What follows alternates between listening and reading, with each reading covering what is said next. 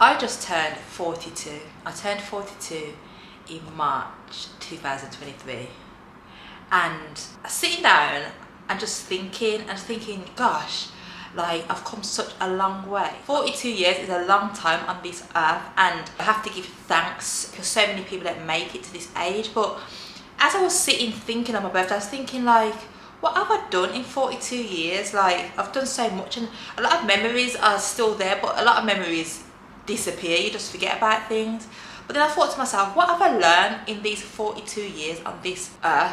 What have I learned in these 42 years? And then I thought, why not do a video on it? Because I feel like a lot of us go through life. We go through things and we think it's only us that's going through it, and it's not. I remember being in my 20s thinking, gosh, life is so hard. And then I get to my 30s and I think, boy, life is hard. And I get to my 40s and I'm thinking, whoa, gosh, it's a journey.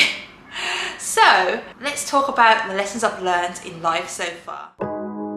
Just text, I know it's a toss up, but I hate the fact that we lost touch. I think just a random lesson. I wouldn't say that I learned them in my 20s. Some I would have learned in my 20s and some I would have learned in my 30s. So I just wrote down a load of different things and I'm just going to answer a different lesson. So, who you are in your 20s is not who you are in your 30s and 40s. I remember when I was in my 20s and I thought I was a big grown-ass woman. I thought I was yeah, I'm a woman, like no one could tell me anything. I remember like going out with my friends, working part-time jobs. I didn't go to university because I just didn't know exactly what I wanted to do. I studied media production, done a BTEC in that. I studied radio production and video production as well, and I wanted to be a TV presenter, but that just didn't happen. That's probably why I love YouTube so much. But yeah, like I thought I was grown. I used to do like a little part-time job in my 20s. I started off doing silver service catering, so that was like doing events, like serving food at events, and then I went on to working in social housing. So I went into social housing at 21, and for me that was, you earn good money, like £10 an hour at 21 years old was great. But I moved home. I moved out of my mum's house at 19, so I was living alone, and so I had bills and stuff, and I didn't really get to save and stuff like that, but I used to go out with my friends and enjoy life, and I thought that was it. I thought that this is life, I just thought that was life until I went into my 30s. Now I'm in my 40s and I realised that in my 20s I didn't know anything. I went through relationship problems. You meet guys, you feel like you're going to be with them forever, and it breaks up and you're heartbroken. Life goes on, but in my 20s I thought that I knew everything, and I thought that was it. I didn't even think about being in my 30s or what it would be like in my 40s or my 50s. I was just living for the moment, and I thought that I knew everything, but actually I didn't know much, to be honest, because I went through so many changes in my 20s. I moved to London in my 20s, I got engaged in my 20s, we broke up in my 20s. I travelled to New York on my own when I was 29. So I did start, I feel like in my 20s, I started to get to know who I was, but it wasn't solidified. But I feel like 20s was a great time of my life because I just enjoyed. I went on holiday like twice a year. Yeah, I just enjoyed life. I didn't take life that seriously, but I feel like it was a good thing. Another lesson I've learned in life so far is don't be scared to ask. I remember I used to be petrified to ask for things, but I think that stems from childhood, to be honest, because I remember my dad, you couldn't ask him for anything without him moaning or shouting. And growing up, sometimes when I used to live at home, I used to need to ask for money for things, and I knew if I asked my dad for money, he would cause a big rigmarole before he said yeah. I don't know what it was about it, and that put a fear in me. In my head, if I ask, I'm gonna get shouting, I'm gonna get told no, and all this stuff. And it's not until recently, where in the relationship I'm in now with my fiance, I've spoken to him about some of the issues I've got with asking for stuff, and he goes, but babe, like, if you want something, you gotta ask. If you want something, you gotta ask. If you don't ask, you don't get, which is true. My mum is one who doesn't care. She will ask for anything. If she gets answered yes, then she gets yes. If she gets no, she gets no. But you have to ask or you'll never know. And like that book says, ask it, well, not even that book, what the Bible says, asking it is given. it's usually us that's kind of conjured up this kind of thing, this kind of something in our minds that we believe that we're going to be told no, and it's not even the truth. Most people will actually say yes more than you actually realise. So I realise now in life, if I want something, I ask for it, and if I don't get it, I'll probably ask again. They say most people don't say yes until you've asked them for, like, I think 7 times. If you ask somebody something 7 times and they usually say yes on the 8th time, I think, or the 7th time, one of them. But you've usually got to ask somebody something 7 times before they say yes. So if you want something, keep on asking and don't be scared. The worst thing they can say is no, and it's not going to kill you if they do say no. So ask and it will be given. Another thing that I learned in life, and I think I've learned this more as I've got older, what I've realised in life is it's okay to have a different opinion to what society dictates to us. I believe that society is built of social constructs. Have you ever noticed that a new way of living will just come out of the blue, and you think, where did that come from? Where did that new ideology come from? Who conjured that up? And it's almost like, I don't know if it's the government, I don't know if they pay people, but all of a sudden you get people talking about something out of the blue, and you're thinking, where's this come from? And then if you go against that, you're seen as wrong. And there's so many things now in life, in society, that you cannot be against. And if you're against it or you have different feelings towards it, you are ridiculed, you are cancelled. But I know that God, the Most High, has given me the knowledge of right and wrong. I know that I have a close connection with God. I've got intuition, I've got discernment, and I know what's right and what's wrong. I might not shout it from the rooftops what I believe. Like, you don't always have to let people know what you believe, but you just know in your heart what you believe. But then I've realised that it's not right or wrong to believe in everything that society pushes out at us. But what is society? It's a construct. It's just people who are just like you and me, who have given themselves power or have gotten power somehow, who have just come up with these things. Everybody is human in God's eyes. Nobody is greater than the other. So just because somebody decides to conjure up this new way of living or this new belief doesn't mean that we have to follow it. And I feel like people are so scared nowadays to be cancelled, that people are scared to go against the grain. But at the end of the day, there's yes and no for a reason. There's up and down for a reason. There's left and right for a reason. You can go that way. If you go that way, you have a choice. You don't have to go left because everyone else is going left. You don't have to go right because everyone else is going right. You have your own mind, you have your own intuition. A lot of people, especially the younger generation, I find it's like they've been brought into this society where they believe that they can't have different opinions and everybody's just following trends and following the new norm. But I realise that it's okay not to follow the dictations of society and to be your own self and to have your own beliefs. A life lesson that I've learned probably now in my late 30s and my 40s is that it's okay to love myself first.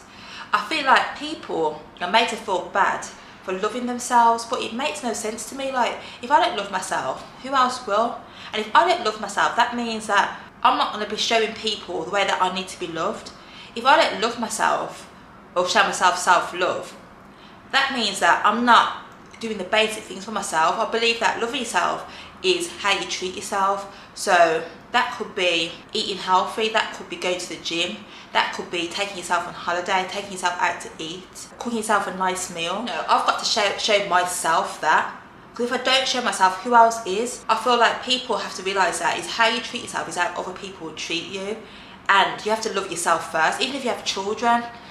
In order for you to be able to give your children the best of you, you've got to love you first, so you can give them the love that they need. And same if you've got a spouse. If you've got a spouse, you can't just pour love into them and not pour it into yourself, because they will notice that and then they won't love you the way that you need them to love you. And they could even stop loving you because they're thinking, well, this person doesn't even love themselves. How can I love somebody that doesn't love themselves? So I realised that loving yourself, there's nothing wrong with it. It's not being absorbed. It's not being selfish to love yourself. You've got one body. This is you. I'm me. So I have to love myself. When I'm alone, it's me. I'm with myself. There's no one else there. So I have to love me first. So don't be scared to love yourself, or don't feel ashamed to love yourself, and don't feel ashamed to say it as well, to tell people that I love me first. Because then people think, you know what, I can't take the piss with this person. Because when people don't love themselves, people can see and they will take the piss out of people because of how they treat themselves. So love yourself first and foremost. One thing I've learned as I've got older is to be unapologetically me, to love me the way that God made me. I remember growing up and being in school, being like one of the only black girls in a school full of mainly white and a few Asian people. There wasn't a lot of black people in my school. And when you're younger as a black person growing up, you have your hair done in a certain way, you have cane rows, you're disciplined in a certain way, and when you go to school, people will pick at what they don't feel comfortable with. So they will look into you and pick at things within you because maybe they don't love themselves. And I remember being younger and, you know, going to my school with my certain hairstyles, and my mum would dress me certain ways and certain stuff like that. My mum used to take pride in how she put us together.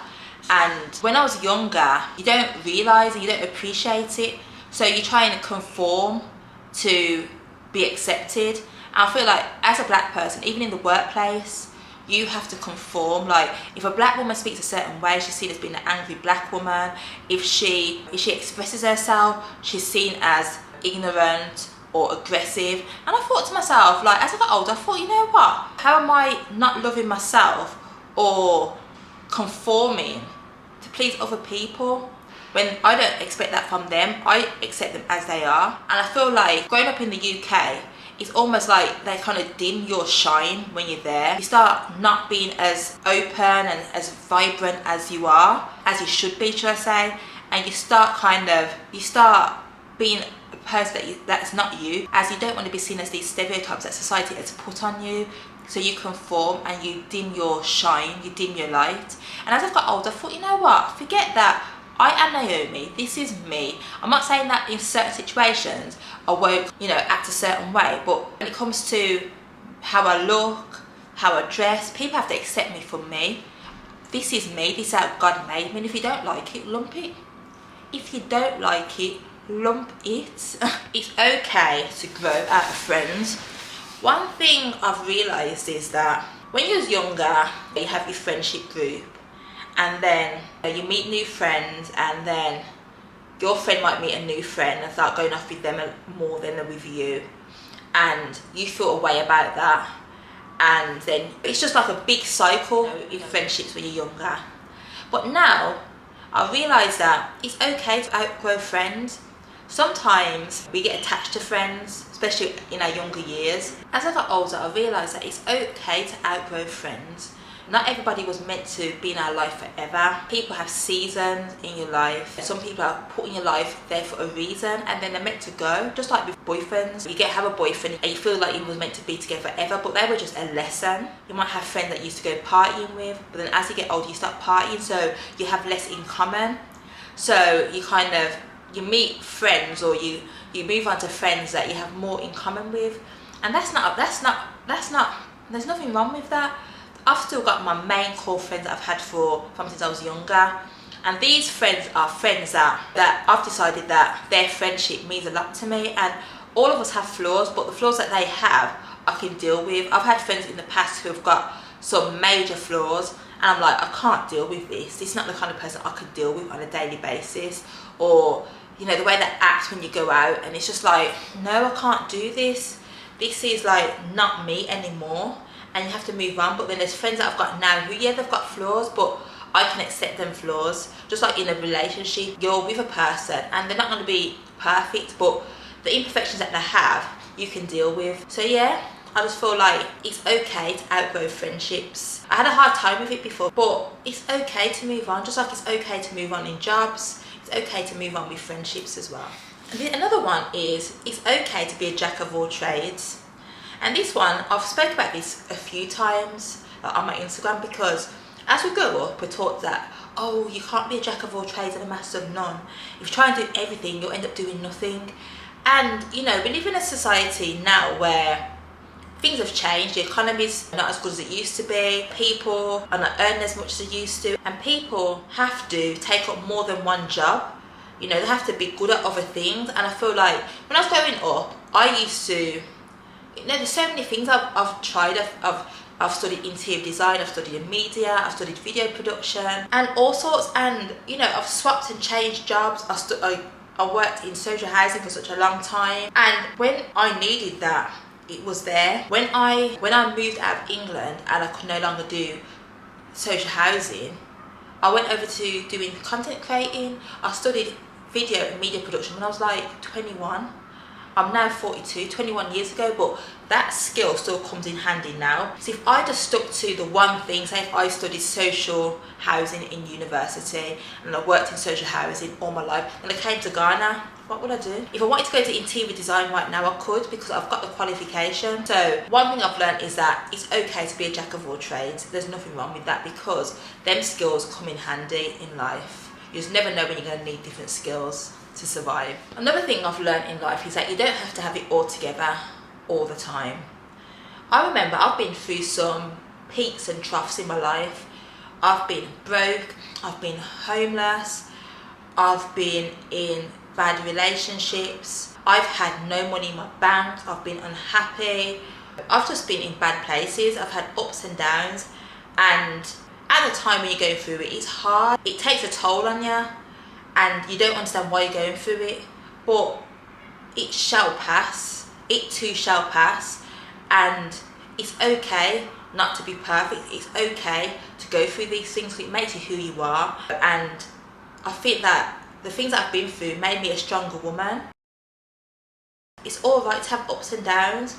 I'm living in Ghana now and I'm living my best life. I'm living the best life, but I've had some rough, tough times where I've like cried every day, where I've had no income, where I've had no job, where I've had all my belongings in the back of my car. I'm travelling around with these belongings because I've got no house to live in.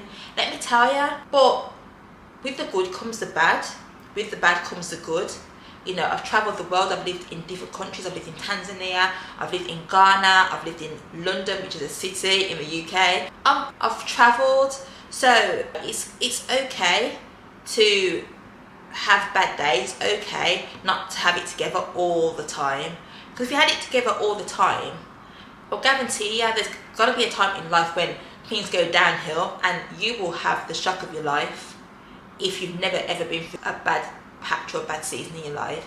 So it's okay not to have it together all the time. People show you on social media their life and it looks perfect, it looks picture perfect, but I'm telling you, most of these people are not happy.